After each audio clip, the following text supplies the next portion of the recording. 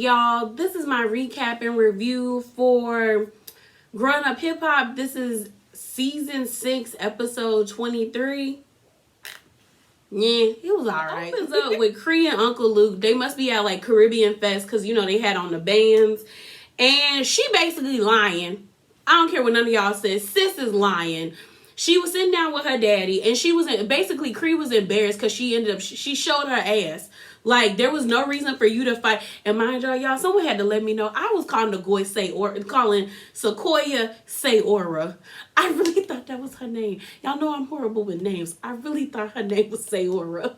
Someone in the comments was like, her name's Sequoia. I said, and then I had to go back and I rewatched the video. I said, oh my gosh, that's really that lady's name.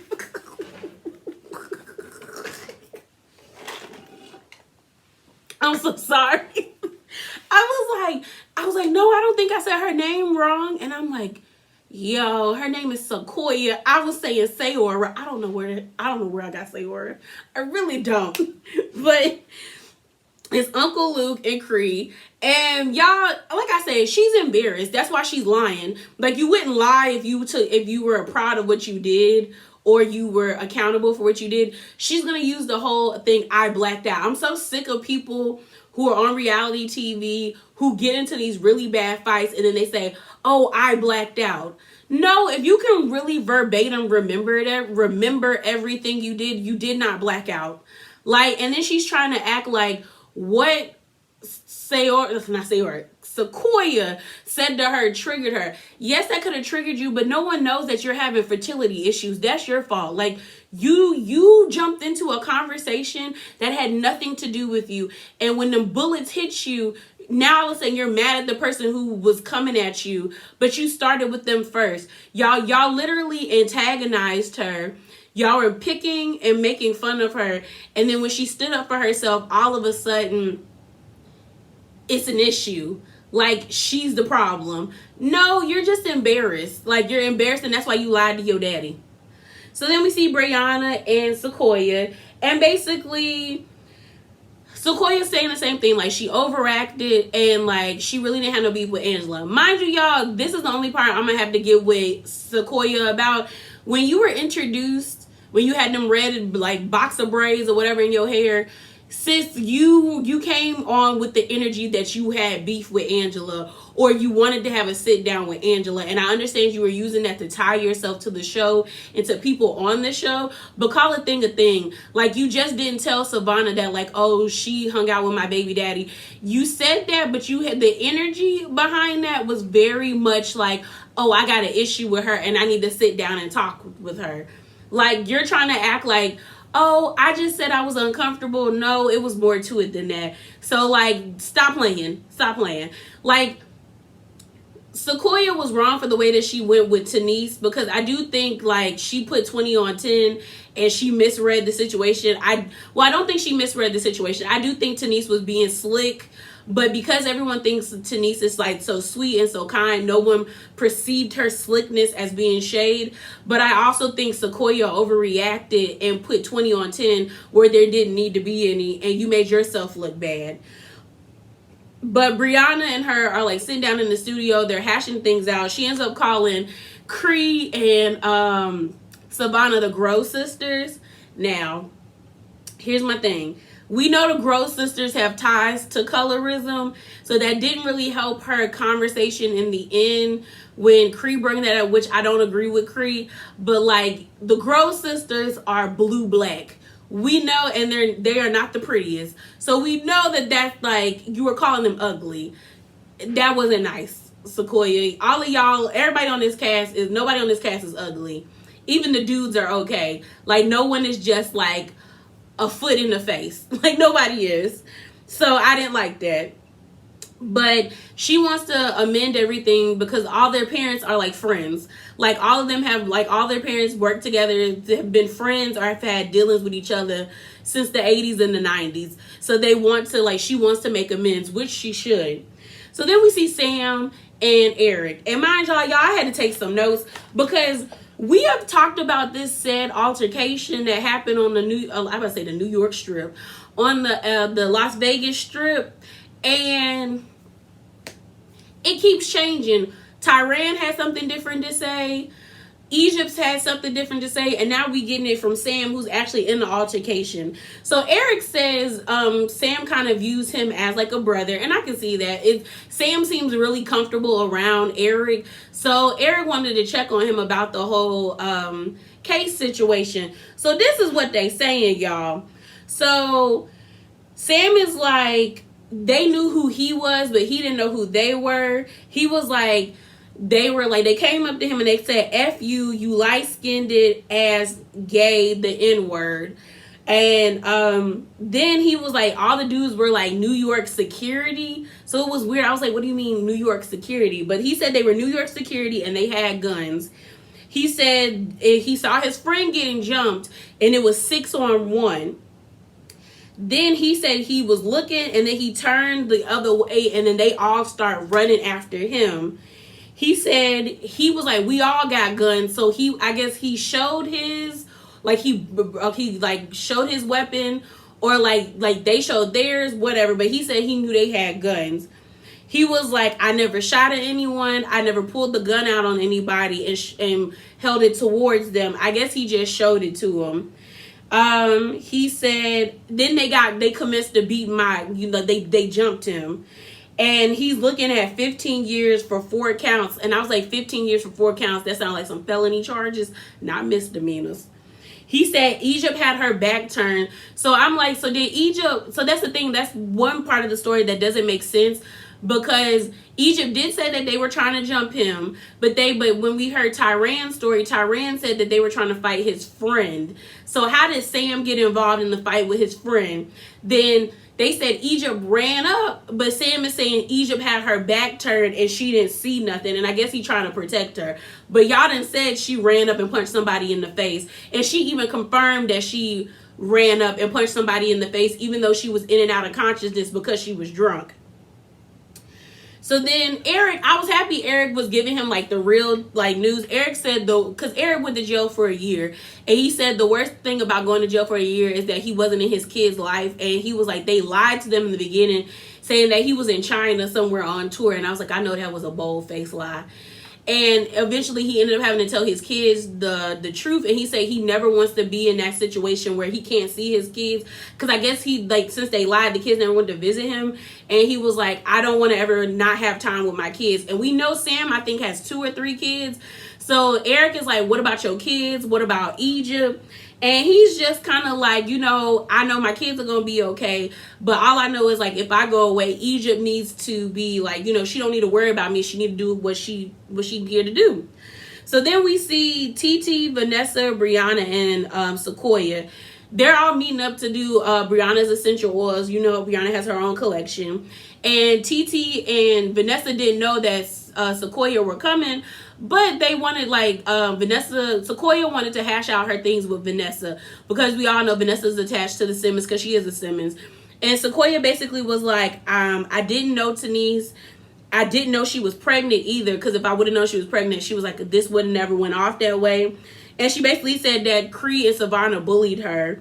And she was like, she wants to still sit down with Denise to hash out their situation. And Vanessa said, okay, I'll let them know, but I don't know if she really wants to talk to you like that. So I think Sequoia's doing the right thing by going around talking to everybody. It's mixed. I think it's right that she's apologizing to the family when she sees them, because at the end of the day, you attacked their sister-in-law, you attacked someone's sister-in-law and somebody's wife, and she was pregnant, so you look like the bad guy, so you need to apologize. So it's a good thing that she went around apologizing. Like, that's what she's doing. Then we see Sean and TT. The little baby is big as I don't know what now. Like, he can walk. Last time we saw him, he was still like, you had to hold him. Now he kicking balls and doing everything. They're still arguing about the wedding. It looks like in the beginning, Sean didn't really want to have any input, but now he's saying he wants to. And I think that's because TT doing too much and probably costing him a fortune. So he's trying to cut costs. And she was like, I thought this wedding was for us. No, for me versus us. And she's a bridezilla, basically. Then they're having a conversation between people getting vaccinated and not getting vaccinated. And their wedding is supposed to be a vaccinated wedding. Tyran came over and they was like, he can't come in the house because he's not vaccinated. And I know some people were mad about that, but like, I was split. Like, really, like, they have a baby. The little baby's not old enough to get vaccinated. And if he gets sick, they're going to be mad at Tyran. So I don't think they should have made him pee outside, but like they definitely should have like been put your mask on, don't touch nothing, pee, and we scrub everything out, and then we can go sit outside. I mean, I'm in school, and I know not everybody around me is vaccinated. I'm vaccinated, so I just take extra precautions. I also understand that for some people, it's like, I don't get it fully, but I'm not arguing with nobody to get vaccinated. Like at this point, like either you are going to do it or you're not going to do it.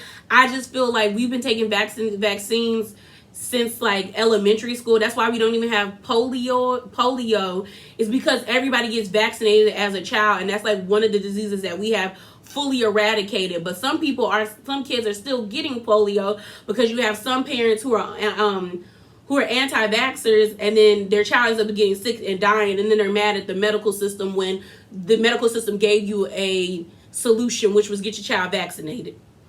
I mean, I get where Tyran is also coming from, where he's like, he doesn't want to, and he doesn't have to. But that means if you do not get vaccinated, you can't be mad at others who have events where they're like, we're all of us are doing this, you're not included. I did kind of think it sucked that his aunt was like, yeah, he can't come. But it kind of made sense once TT was like, we have a lot of elderly people in our family. And if they get like, and if you get them sick, then, and they die, like you're the problem. Like you caused it, supposedly. Like, because you really can't pinpoint it. But it's just like, I've heard really bad horror stories about, I think the worst one I heard was, some like a schoolmate of mine, their cousin went to school, not went to school, but like went on vacation. They weren't vaccinated, and then they came back and they got the whole family sick, and like somebody really important in their family almost passed away because they got them sick. And like the person is always like feels horrible about getting that person sick. And I was just kind of like, I think that's the dichotomy for a lot of people, where it's like, you don't want to get your family member sick, but you also don't want to get the vaccine, but you also want to be around your family. So it's like, you have to take multiple precautions in order to, and that's not to say because you get vaccinated, you won't get sick. It's just to say that it seems that if you do get vaccinated, the chances of you likely having severe symptoms isn't that bad. But then again, we do have scenes of people getting that bad. So it's like, it's a catch-22. Again, like they said, it's your choice to do it, but you also have to deal with the consequences of people who don't feel safe around you. And you can't be mad at them, just like you don't want to, they don't have to allow you to be a part of certain events. That's just what it is. But TT says she's going to let him come. She's just going to have to work around it. But she feels like she's being a hypocrite because she made everybody else get vaccinated. And I was just like, well, if you want him to be a part, you want him to be a part. But I do understand when she was like, I'm not fighting with him. I wouldn't fight with him. I wouldn't. So then we see Sequoia and Cree sit down. And this is where I call BS on Cree. Cree is full of it. Cree brung up the colorism conversation. And y'all know we've had that conversation over here, especially when it pertains to Real Housewives of Potomac.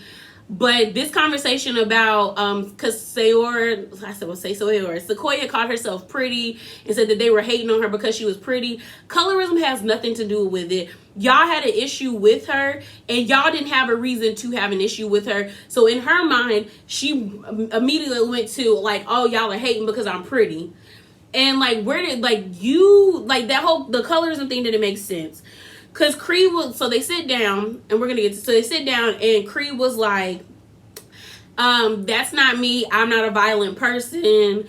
And then Sequoia was like, you were trying to say something, but like, you couldn't get it out. So tell me what you were trying to say. So Cree is like, basically, I was saying you couldn't be mad at Savannah for bringing up your child because you brought up your child. So then Sequoia was like, yes, I can, because if anybody says anything ill about my child, I have a reason to be pressed. So then Sequoia's like, why did that trigger you when I said what I said? And Cree was like, she didn't want to share it. And Sayora, I give props because Sayora respected it and just was like, okay. But then all of a sudden in her green screen, Cree gonna talk about like Sayora run her mouth too much. And I'm just like, and Savannah doesn't. Like, Savannah doesn't run her mouth too much. Like, the reason why y'all are in this situation is because of Savannah and because you want to play Captain Save a Hoe and jump into a conversation that had nothing to do with you. And then when the person checked you or came at you, well, not crazy. Sequoia didn't even come at you. She just said, you'll understand when you have kids. You got triggered because you're having infertility issues. You got them bullets hit you because you chose to jump into a conversation that had nothing to do with you. So how is Sequoia running her mouth? How is she running her mouth? You sound stupid trying to protect somebody that we know wouldn't protect you. Like, Denise, Angela, Savannah would never jump in the fight with you. You saw Vanessa let Sequoia call you bullies. So what are you talking about? So then all of a sudden, Cree brings up, like, you know, when red girls or high yellow girls say, so that they're the reason why dark skinned girls are hating on them, that's colorism. And I was like, you and her are damn near the same skin tone. Sayora might be maybe 2 or 3, like, no, maybe 2 shades lighter than you, but it's not colorism. In her mind, there was no reason for you to have an issue with her because she had no issue with you. So the only thing that she could come up with is like, y'all are jealous and pressed. So you trying to use colorism as to like throw that on her, to throw that? No. And I'm not saying colorism does not exist. We've seen time and time again many instances of colorism. I've dealt with colorism. So I don't, so Cree equating what their altercation was to colorism was a it was a crocker-ish. But they agreed to, you know, squash it and try to move on. And Cree let Savannah out to dry because she ain't mentioned Savannah. So Savannah might be on the island on her own. So then we see Egypt, Pepper, and Sam. And basically Sam is telling Egypt what's up, because I guess Egypt didn't know how severe the situation is, but Sam is being hit with 4 counts that hold 2 to 6 years. He keeps telling everybody he's getting 15 years, but y'all, I did the math and Sam don't know how to do math. So at minimum, those 4 counts, if he gets all 4 counts and they just give him the bare minimum of the 2 years, he's going to jail for 8 years. Now, if he gets the maximum, which he said the charges are holding 2 to 6 years, he's getting 24 years. So I don't know where, I guess he's trying to round in the middle for 15 to break it slowly. But Egypt sounds stupid talking about she gonna wait for that man. Sis, you're 22 years old. Why would you wait 15 or 8 years for somebody you're not married to, or y'all don't even seem to have longevity together with? Like, that makes no sense to me. But I will say, some people have been talking about how masculine Egypt has been looking. She do look a little masculine. That's not to say she ugly or anything, because I don't think she is. But it's interesting. It's an interesting look. Like, I don't like the fade. I feel like she should cut it off, or at least cut the sides. I don't like the little designs on the sides. But a lot of people have said that they feel like Sam is doing that. But I feel like everybody giving Sam too much credit. I think this is Egypt. I think we were used to seeing Egypt one way, as like the princess, like she was the youngest out of all the cast members at the time. She was everybody's little sister. I really do think this is Egypt breaking out of that shell, and she's choosing to dress this way. I don't think it's Sam.